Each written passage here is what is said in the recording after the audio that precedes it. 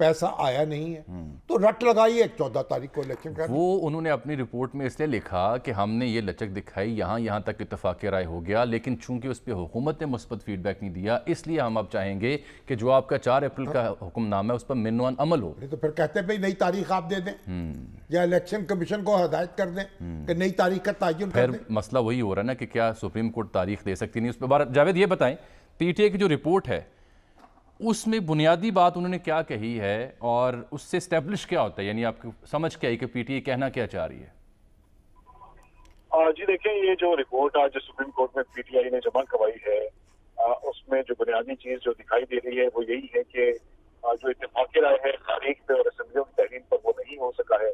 تو جو 14 مئی کو الیکشن کے حوالے سے فیصلہ ہے سپریم کورٹ کا اس پر منوان عمل درآمد کروایا جائے اور اس بات کو یقینی بنایا جائے، کیونکہ 90 روز کی جو قدغن ہے اس سے اگر آگے صورتحال جاتی ہے تو آگے جا چکی بات.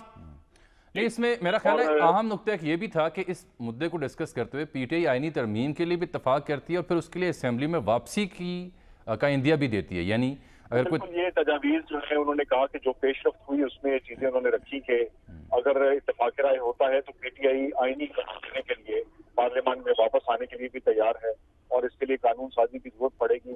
یہ جو 90 روز سے اوپر جو ہے وہ جب دن گزریں گے تو اس کو آئینی کور دینے کے لیے ضروری ہے کہ وہ گویا یہ جاوید یہ مذاکرات عملی طور پر ختم ہوا چاہتے ہیں کیونکہ پی ٹی آئی نے رپورٹ جمع کرا دی. مزید کوئی امید ہے کہ دوبارہ مل بیٹھیں؟ جی، اس حوالے سے جو کل مذاکرات کے دوران میں جو چیزیں سامنے آ رہی تھیں اس میں بتایا گیا تھا کہ یہ جو رپورٹ ہے وہ دونوں فریقین اپنی جمع کروائیں گے پیش رفت سے متعلق سپریم کورٹ میں، جس میں پی ٹی آئی نے اپنی طرف سے یہ رپورٹ جو ہے وہ جمع کروا دی ہے.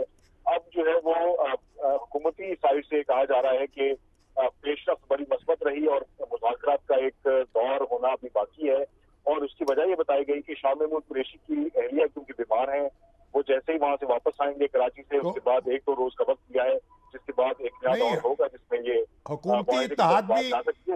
حکومتی اتحاد بھی اپنی رپورٹ جمع کرائے گا.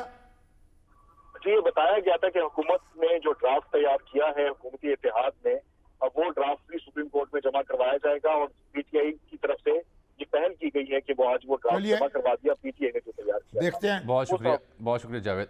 ایک سر خبر بھی سن لیں، وہ یہ کہ آج جب یہ پی ٹی آئی نے جو نکات جمع کرائے جو مجھے سمجھ آئی اس کو دیکھتے ہوئے مذاکراتی عمل میں جو پی ڈی ایم کے رہنما موجود تھے ان میں سے ایک سے میری ٹیلی فونک گفتگو ہوئی جنہوں نے کہا جی میرا نام آپ نہ لیجئے گا، تو میری خواہش سے وہ پروگرام میں تشریف لاتے. تو انہوں نے مجھے یہ کہا، میں نے انہیں کہا جی پی ٹی آئی نے تو بہت بڑی پازیٹیو ڈیولپمنٹ کر لی ہے کہ اگر آئینی ترمیم درکار ہے تو ہم اسمبلی میں واپس آتے ہیں. تو اگر وہ اسمبلی میں واپس آتے ہیں سسٹم فعال ہوتا ہے تو یہ تو بڑی انکریجنگ سائن ہے، مل بیٹھ کے پھر مزید موقع ملے گا. تو انہوں نے پنجابی زبان میں ایک جملہ بولا جس کا مفہوم یہ تھا کہ اس سیاست گل بنی نہیں، کہ یعنی وہ فی الحال نہیں چاہتے کہ ان کی واپسی ہو. آپ یہ بتائیے نہ ان کے یہ میں کوٹ اینڈ کوٹ کر رہا ہوں ذمہ داری سے، استعفے ان کے منظور کیے ہیں نہ انہیں واپس آنے دینا، نہ ان کو واپس آنے دے رہے ہیں. ہاں جی. تو راجہ پرویز اشرف صاحب راجہ بنے راجہ، دیکھیے راجہ بن کے دکھائیں نا بھئی. یا استعفے جب قبول نہیں کیے اس کا مطلب وہ ممبر موجود ہیں ابھی، پھر آ جانے دیں واپس ان کو، کیا بگڑے گا؟ 2 مہینے کی بات ہے، کچھ سکون آ جائے گا. ملک میں کوئی سکون لے کے آئیں.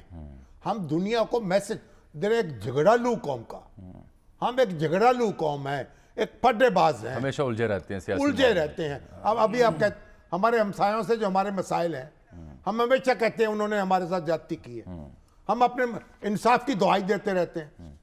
اب وہ دنیا جہان میں بھئی یہ تو آپس میں نہیں بیٹھ سکتے تو ہمارے ساتھ کیا تو ہمارے ساتھ کیا بیٹھیں گے؟ لیکن یہ جو میں منظرنامہ آپ سے سامنے پیش کر رہا تھا نا اس کی ایک اور تعویل کسی حد تک یہ بھی ہے جو الیکشن کمیشن نے آج استدعا کی، جس پہ اعتراض تو لگا کہ اس میں جو فریقین ہیں جیسے میاں محمود الرشید ان کا نام درج نہیں، لیکن وہ یہ کہہ رہے ہیں الیکشن کمیشن کے 14 کو نہیں کرا سکتے، سیکیورٹی فنڈ نہیں ہے، اور یہ کہ سپریم کورٹ کے پاس انتخابات کی تاریخ دینے کے اختیار نہیں، بڑی ایک اور عدالت نے تاریخ دے کر اختیارات سے تجاوز کیا.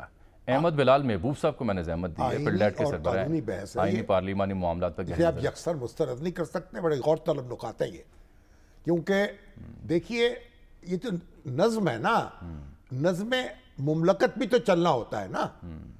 ہر بات آپ نے ایک بابے نے نہیں کرنی. अम्मा ने नहीं करनी, नज़म की बजाय बच्चों को भी करने देनी है अपनी मर्जी। नज़म की बजाय हमारे रहनुमा आज़ाद नज़में कह रहे हैं। अहमद साहब, ये जो